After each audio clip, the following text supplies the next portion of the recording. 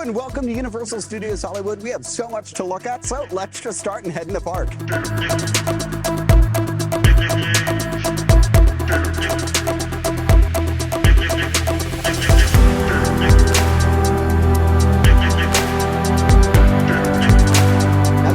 Heading in the park, we do have a couple updates, including right up here. This giant banister has been uncovered, and it doesn't look like there's anything new. Outside of the Universal Studios store, we now have a new wrap with all of the Horror Nights houses on them, with a center wrap for the only soundstage house, The Weeknd After Hours Nightmare. Another update's a mistake on my part. I left my pass at home, but now that you can add your pass to the Universal Studios Hollywood app, I was able to get in pretty easily. And first one in the park, but it does look like they are rope dropping us today. Here in front of Sideshow Slaughterhouse, we'll look at the updates in a second, but we do have an update that there's going to be no opening ceremonies this year, but instead a show element happening every hour on the hour, starting at 7:45 p.m. Okay, and we'll come around to Sideshow Slaughterhouse in just a couple seconds, but let's turn this way. Starting with the Hudson Gate, where it looks like the ferns are now down. Okay, and here we are at the Universal Horror Hotel Q, where you can see, really, we don't have much changes here. In fact, there's been no update to the exterior of this house, but the interior of this house has been completely gutted. And while it is only a temporary house, it is nothing permanent.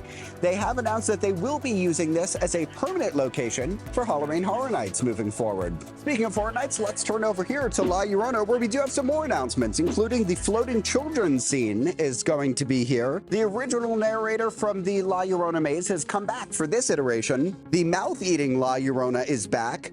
And looking out front, we do have some new foliage, including some new ferns, couple cacti, some grass, and what looks to be some cross tombstones. Here in Pets Place, I do need to point out that I was here last night, and Secret Life Pets Off the Leash had a 90-minute wait at 7 p.m., the longest wait in the park. Over in Super Silly Funland, looking at Minion Cafe, the second level window now has wraps for Halloween. Look how cute they are. We don't really have much updates here for the La Llorona Scare Zone. Now the reason most of you are here, let's leave Super Silly Funland and head to the former smoking section to check on Super Nintendo World. Okay, and we do have a lot to discuss, starting with the blue wall, which has been completely uncovered. It looks like that's all it's going to be, just a giant blue wall. Also, the warp pipe for the maybe fourth week in a row has changed colors. It is now black. Hopefully this is the last color before it changes to green. No update on Peach's Castle, on the piranhas, but guess what? We finally have some moving figures. So if you look at the Pokey, you can see it's kind of shimmering a little bit and moving back and forth. Underneath, we do have a green mushroom, which is moving back and forth. To the left of the green mushroom, we do have a Goomba that's walking back and forth. That's very cool too. It doesn't look like anything from Mount Beanpole is moving right now, but we will have a better look at that from the Starway. To the right of Super Nintendo World is the Killer Clowns from Outer Space house, which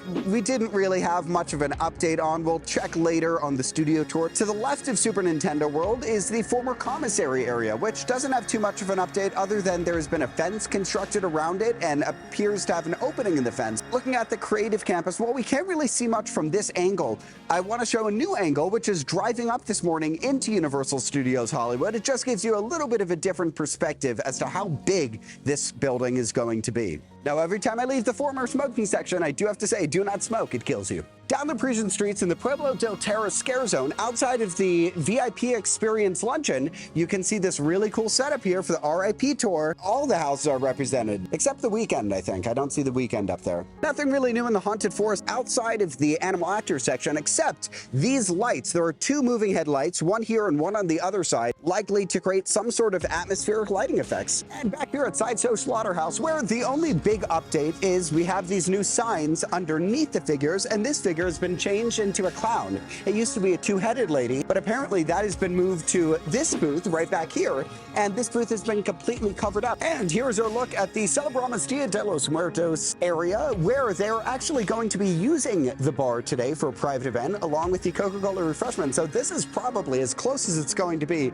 to being final. And for the first time in a while, we have an update here in the Wizarding World of Harry Potter. And you might remember last week when I told you the Death Eaters will be coming here for Halloween Horror Nights, but right outside of the three broomsticks, we now have these interesting carts which have been added. Now, my theory is these are Horror Nights related because they do just take up a lot of space and there's no real reason to have them here. Outside the special effects show, we are still waiting for the Jabbawockeez head to pop out, but I'm guessing it's going to be popping out in the next couple days here. And now let's head to the lower lot to check on Horror Nights and Super Nintendo World. Okay, starting at Super Nintendo World, the blue wall has been completely painted blue. Here's our look at the warp pipe from this angle. Moving into the land a little bit bit more, we can see the Pokey moving back and forth a little bit, and underneath the Pokey is the green mushroom, which is just moving back and forth. It is funny that next to the Pokey, you can see a Goomba that's kind of walking forward and backward, and it's kind of teetering back and forth a little bit. That's really cool. It seems like they're removing scaffolding every day from Bowser's Castle, and right underneath it, we have some coins that are now spinning. That's really neat. At the top of Mount Beanpole, it's exciting to see that somebody's working, likely on the moving coins up there. I also saw somebody walking around the Goomba a little bit earlier. Coming down Mount Beanpole, nothing too much to report other than, oh yeah, Yoshi's moving. That's really cool. This is the first time I've seen Yoshi move in person.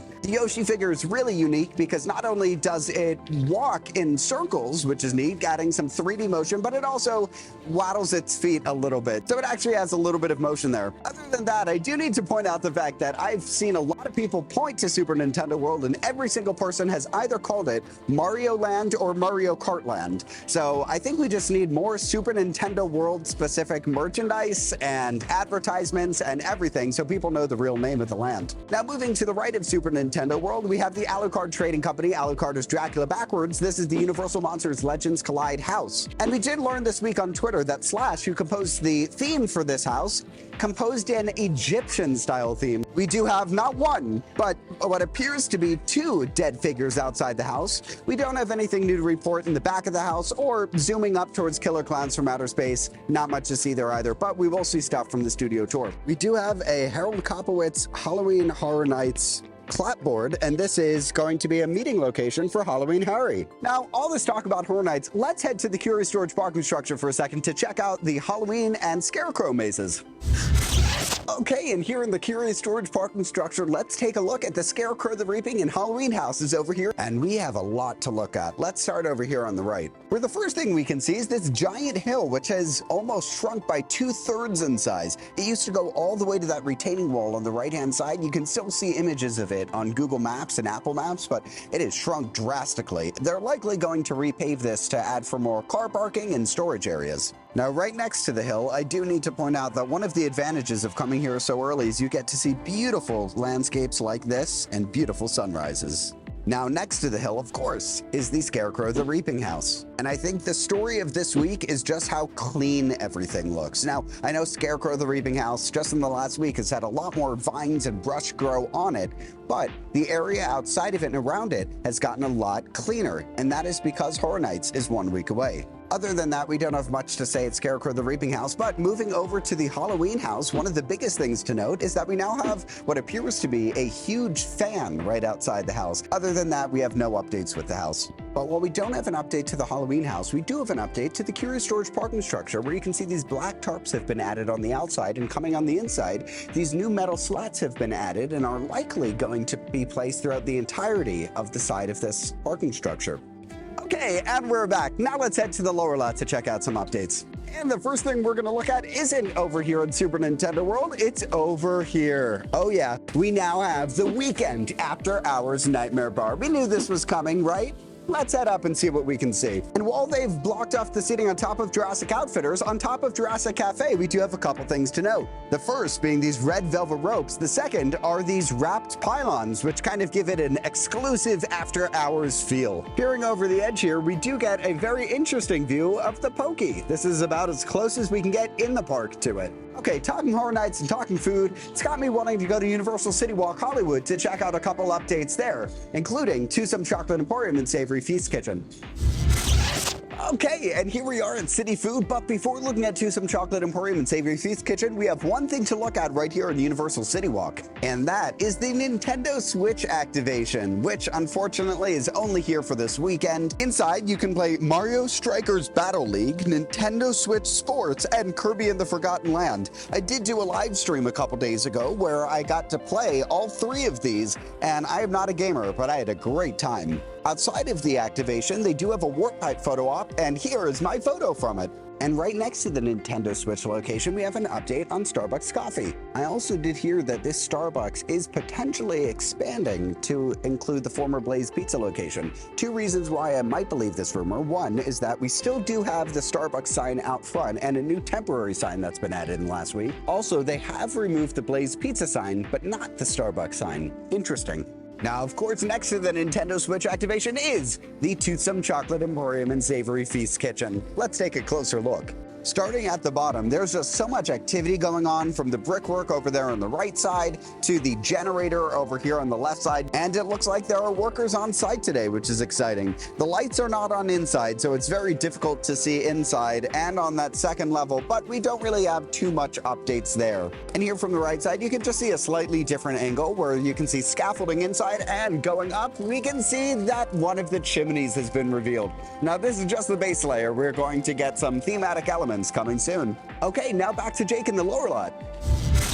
Okay, we're back in the lower lot. Let's check out some more stuff. Coming down here to Dino Play, we can see our favorite Koopa, which is turned 90 degrees to the right. Hopefully, we will get to see him move sometime soon. And next to Dino Play in Jurassic World is Isla New Bar, which just started selling a brand new tiki mug. Unfortunately, it's closed, but here's a photo of it. Heading into the lower lot, I was not expecting for 2 food updates, but we have them. Starting with the Killer Barbecue from Outer Space, which is the Killer Clowns from Outer Space barbecue restaurant that will open for Horror Nights. This is right outside the Studio Cafe and Panda Express. And right across the way from Killer Barbecue from Outer Space is Studio Scoop. Studio Scoop we haven't spoken about in a while on this channel, but it now has a brand new color scheme painted purple. Now, we don't know if this is just going to be for Horror Nights. My guess is it's a new permanent color scheme. I like it. Between Transformers and the Mummy, there's no real update here on the Warp Pipe, but yesterday when I was here, the Green Hills were covered in a tarp for some reason. Now, one thing that does stick out to me looking at the blue wall is it really enunciates how the Green Hills don't go all the way to the ground. They kind of hover out over the side. Okay, now let's teleport to the upper lot to check on some updates and maybe meet some characters. Now, here in front of the studio tour, we're going to take a look at everything going on in the lower lot, including an attraction that broke down and an unexpected surprise at the end. Let's check it out. Before even getting on the studio tour, there's a brand new TV screen next to the entrance currently showing the Universal logo. Heading into the lower lot, it looks like our dinosaur friend is still here, and looking at the creative campus, not much of an update from last week. At the back of Super Nintendo World, it does seem like there are a couple more trucks outside the land. Coming behind the Killer Clowns from Outer Space house, most of it is blocked by the black soundproofing, but we can get a look at the front of the house, which has some new foliage. Our tram route was interesting, avoiding New York Street altogether, and it does look like the Lion Estate signs, which were outside Courthouse Square last week, have been moved, and we do have some new facade work on New York Street, which we passed on the way to King Kong 360 3D. It was cool getting to be in the front car, as it gave a different perspective on the attraction. I felt the same with the flash flood scene. It was very difficult to see any of the effect from the front car, but after the flash flood scene, we completely avoided 6 Point, Texas. But driving by, we could see the set, which had covered the pavement with dirt, indicating an upcoming Western to be filmed soon. Here's a different look from the right side of the tram passing 6 Points, Texas. Being in the first car for Jaws and for Earthquake was a completely different experience, and I would even say that, at least for Earthquake, it was better than the last car. Our tram did go through Colonial Street for the second week in a row, indicating that it is likely done with filming for a while. Heading towards the Bates Motel, the fences were decorated with Halloween string lights, and the facade now has a giant pumpkin painted on it saying Happy Harry Halloween. This will be the drop-off point for the Terror Tram. Guests will then walk through the Bates Motel, where you can see a lot of string lights have been added and soundproofing walls towards the back of the parking lot. And up by the Psycho House, more fencing has been added with string lights in the shape of black cats. Through the War of the Worlds set, more pumpkins adorn the top of fences, and more lighting has been added to the exit of this section of the Terror Tram. Going through the Nope set, it was really cool getting to watch the wacky waving inflatable arm flailing tube men fall down in front of the Star Lasso experience. And we had a couple interesting things happen in the Fast and Furious Supercharged section. First is that in the party scene, the characters appeared to be flickering a little bit. This was in the first of 4 rooms. Second is that the lights turned on, and we ended up skipping the finale altogether. Looking back at the tram, you can see how big the screens are and how they are more translucent than opaque. My friend joked that this was better than getting to experience Fast and the Furious Supercharged, and for the uniqueness of the experience, I completely agree. Because we were all in the first car, I asked our tour guide to play Jimmy Fallon's Tramtastic Day, something rarely seen or heard at the end of studio tours anymore, and that was a perfect way to finish our ride. As always, I hope you are all having a tramtastic day. Now, leaving the tram, the Hollywood Hills photo op got a Halloween overlay. Okay, now back to Jake outside the studio tour. Okay, back on the upper lot. Let's check out some more construction. Just my wake up in the morning, man. I usually have a waffle to get things started, but It's not that hard, man. It's one of those things. I feel like once you up, you are up. Yeah. Yeah, I got that. I miss your waffle cart here, but it's, Thank you, man. yeah, you need to bring it back at some point. Yeah, absolutely. I've been trying to get them to do that for a couple years now. I know, that would be so great. Okay, now we're heading back towards the center of the park, and oh no, it's Shrek and Fiona. Oh, I love that.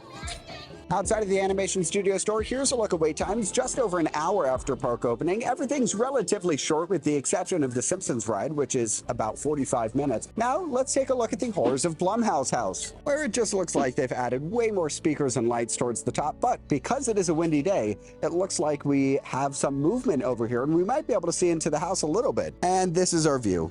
Really nothing, it's just looking at black walls. And a fire extinguisher, good to be safe. It is a wood house after all. We also do know that inside of the Horrors of Blumhouse house, we are going to have something called a wood shop kill from Freaky. The body is going to split open, and according to John Murdy, it is a big mechanical engineering feat. Also, according to John Murdy, they are going to do the chainsaw chase out again this year, about 30 minutes before the end of Horror Nights, where people with chainsaws will chase you out of the park. That makes sense. They're going to do it right here outside the Universal Studio Store because this is going to be a scare zone called Clown Saws. Also, continuing along our Horror Nights news, we do know that there are going to be houses opening early this year. They're going to be the lower lot houses, which is interesting because most of the houses appear to be upper lot houses, with the Horrors of Blumhouse, Universal Horror Hotel, La Llorona, and the mazes over at Curious George parking lot, including Scarecrow, The Reaping, and Halloween. All of those will be opening when the event officially begins. Now, here inside of the Universal Studio Store, thanks so much for joining me for this update, and I'll see you guys in the next one.